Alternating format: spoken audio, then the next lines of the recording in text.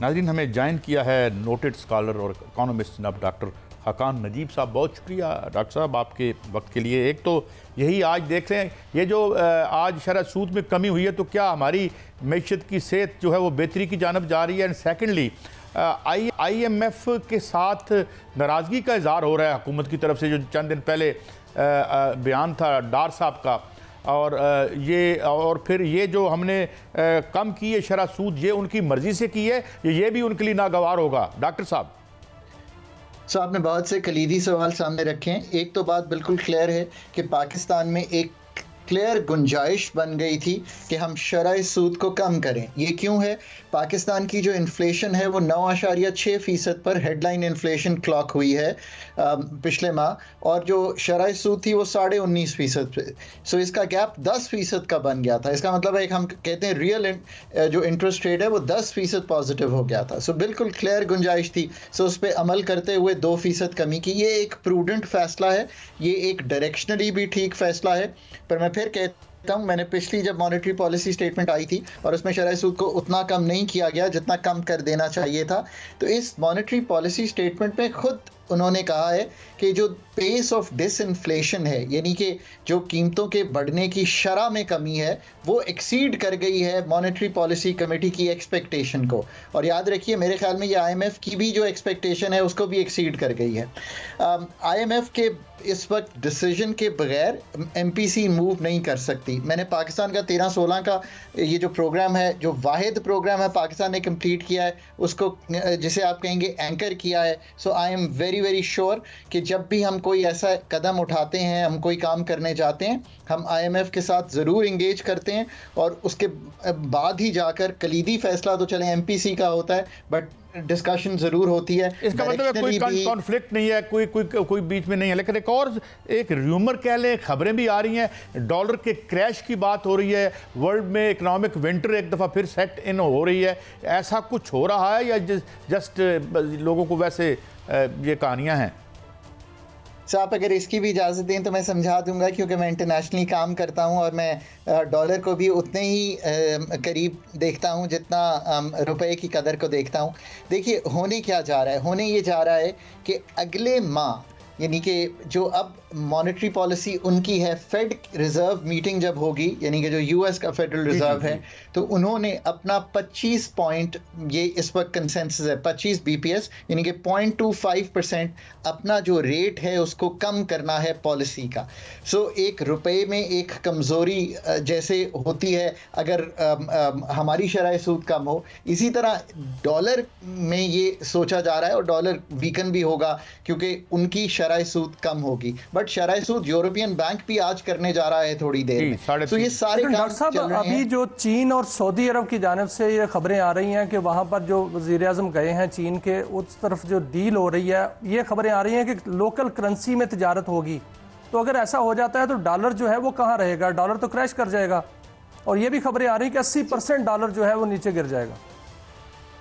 देखिए, डॉलर जो है वो एक एंकर करेंसी है, और बहुत सी जो दुनिया की ट्रेड है वो इसमें होती है। जहाँ तक पाकिस्तान का ताल्लुक है, पाकिस्तान युआन में ज़रूर ट्रेड कर सकता है। ये हम आज की बात नहीं है, हम कई साल से सोच रहे हैं कि हम युआन में एक बॉन्ड भी फ्लोट करें जिसको पांडा बॉन्ड कहते हैं। हालांकि वो मार्केट अभी इतनी डीप नहीं है। जैसे हम यूरो बॉन्ड फ्लोट करते हैं, 1 अरब डॉलर का जाके करते हैं, इसी तरह हम पांडा बॉन्ड भी कर सकते हैं। अगर 300-400 मिलियन डॉलर, यानी कि उसको कन्वर्ट करें युआन में, अगर ये बॉन्ड फ्लोट किया जाए और ट्रेड हो सकती है, बिल्कुल हमें एक ट्रेड फैसिलिटी मिल जाए, ये अच्छी बात है।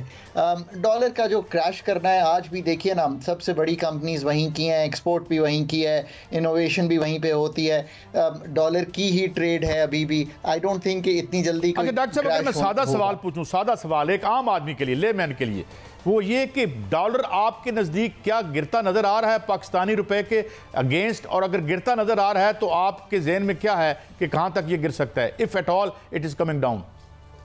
देखिए, बड़ी क्लैरिटी रखिए कि जो मैक्रो स्टेबिलिटी है, जिसका मतलब है रुपए की कदर में एक आपको इस्तेहकाम दिखाई दिया, इन्फ्लेशन कीमतों के बढ़ने की शरह में कमी दिखाई दी, और रिजर्व्स बेहतर हुए, करंट अकाउंट कम हुआ।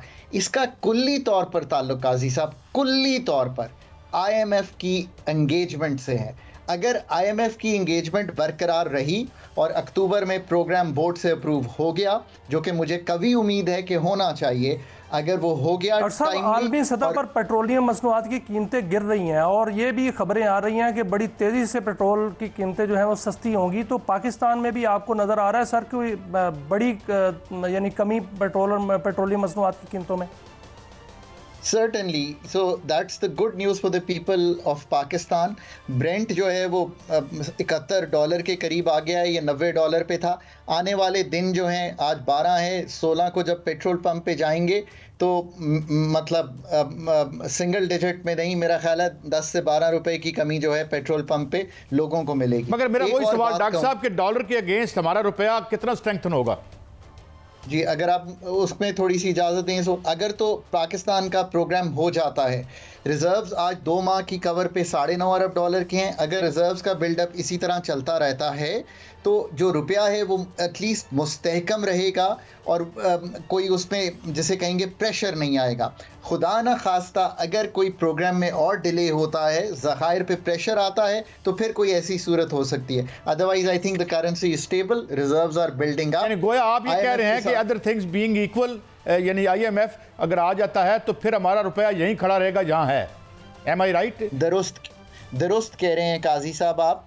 जो स्टेबिलिटी है वो करेंसी में दिखाई देगी, थोड़ी बहुत ही मूवमेंट तो होती रहती है अप एंड डाउन, मतलब 315 भी था, 280 है, 278 नीचे टेस्ट किया है, बट इंस्टेबिलिटी तब आएगी अगर प्रोग्राम में कोई डिले, बट प्रोग्राम आ जाएगा, सीमेंट हो जाएगी ये चीज़। जो असल बात लोगों के लिए, मैं एक बात कहूँ, ये टेक्निकल बात है पर मैं आसान लफ्ज़ों में कहूँगा। देखिए, इस साल अगर 10 से 12%, 13% के करीब इन्फ्लेशन, कीमतों के बढ़ने की शरह आती है, पर काजी साहब का जो चैनल है उनकी सैलरी को 15% बढ़ाता है, जो कि मेरा ख्याल है मिनिमम है आजकल बढ़ने का, तो इसका मतलब है काजी साहब की कुव्वत ख़रीद ज़्यादा हो गई है कंपेयर टू जो इन्फ्लेशन हुई है, बिकॉज 15% सैलरी बढ़ी है, रियल वेज इंक्रीज हुई है। That's the real good news for people of Pakistan. I really hope कि हम इस तरफ बढ़ेंगे। 2 मुश्किल साल गुजरे हैं, 29 और 24% की इन्फ्लेशन देखी है। मुश्किल साल गुजरने के बाद क्या आप हम खुशखबरी समझें कि आइंदा आने वाले दिनों में या मौसम सरमा में पेट्रोलियम मसनूआत की कीमतें 50-60 रुपए तक कम हो जाएंगी? नहीं, वो कह रहे हैं 14-15। जी, अभी जो आएगा वो 10 से 12 रुपए मिनिमम, आई थिंक 16 तारीख को ये आएगा, और आने वाले भी 2 हफ्ते जो हैं उसके बाद भी कोई रिडक्शन आ सकती है, but I think now we are hitting the minimum. हमें 10 रुपए, मेरी एडवाइस है गवर्नमेंट को, जो पेट्रोलियम डेवलपमेंट लेवी है, जब बहुत रूम क्रिएट हो जाए वो बढ़ानी भी पड़ेगी, वहाँ एक शॉर्टफॉल दिखाई दे रहा है। सो ये सब चीज़ें मैनेज करते हुए, बट ये सब चीज़ें इस चीज़ का ही इंदिया हैं कि इन्फ्लेशन जो है अब डाउनवर्ड ट्रेंडिंग है। अच्छा डॉक्टर साहब, वक्त की कमी की वजह से मैं चाहता हूं कि मुख्तलिफ चीज़ों पे आपकी, ये IPPs एग्री कर गए हैं, कह रहे हैं कि यार हम कुछ नेगोशिएट कर लेते हैं। हर चंद के जख्म उन्होंने बड़े गहरे लगाए, हमें इतनी छोटी सी मरम पट्टी पे इनकी जान छूटनी तो नहीं चाहिए थी। बहरहाल ये कुछ होने जा रहा है और इधर से भी कोई स्पेस मिल रही है हुकूमत को फाइनेंशियल। सर्टनली काजी साहब, ये एक जुज़ है उस पावर पॉलिसी का जिसमें आपने कॉस्ट ऑफ प्रोडक्शन को कम करना है। ये एक जुज़ है, मैं बार बार कहता हूँ। 94 के IPPs बंद कर देने चाहिए, 2002 के जो 4-5 रह गए हैं वो भी गुजर जाएं, उनको भी बंद कर देना चाहिए सिस्टम से, मतलब जब ज़रूरत हो उस पर ले जाना चाहिए।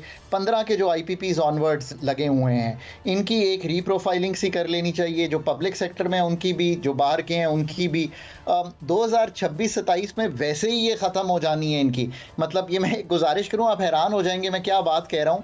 2016-17 में IPP लगा, 10 साल की पेमेंट है, 27 में तो पेमेंट ही खत्म हो जानी है। हुकूमत कहती है कि आलमी सतह पर मुआहदे जो हैं आलमी सतह पर हैं, उसमें लिटिगेशन में चले जाएंगे। लिटिगेशन में बिल्कुल नहीं जाने देना चाहिए, अगर नहीं एग्री करते छोड़ देना चाहिए। जो रेकोडिक के साथ हमने किया, जिसमें हमें बहुत नुकसान उठाना पड़ा, जो हमने स्टील मिल को डिले किया, उसके बाद वो हमारे गले पड़ गई, प्लीज़ इस चीज़ में बिल्कुल ना जाइए, क्योंकि इस वक्त कंट्री को इन्वेस्टमेंट चाहिए। अगर बाहमी इत्तफाक के साथ, अच्छा डॉक्टर साहब, एक और चीज़ माफ़ी चाहता हूँ, मैं बीच में आपको रोक, मैं चाहता हूँ, एक मिनी बजट भी आ रहा है, आज की खबर है, और 32 लाख लोगों को कब से हम सुन रहे हैं ये टैक्स नेट में लाएंगे। इसहाक डार साहब ने तो ऐलान कर दिया था, हमारे पास लिस्ट भी है, वो लिस्ट क्यों गायब हो जाती है और क्या कुछ हो रहा है अब? काजी साहब, 32 लोग तो वो भाई बहन हैं जो इस वक्त ट्रेडर्स हैं जो इस वक्त काम करते हैं ये रिटेल का और होलसेल का, इनकी तादाद ही 32-33 है। आप हैरान होंगे कि इनमें से 3 लाख जो है वो रजिस्टर्ड है मेरा ख्याल है, उसमें से अब आधे या इससे भी कम जो है वो टैक्स फाइल करते हैं।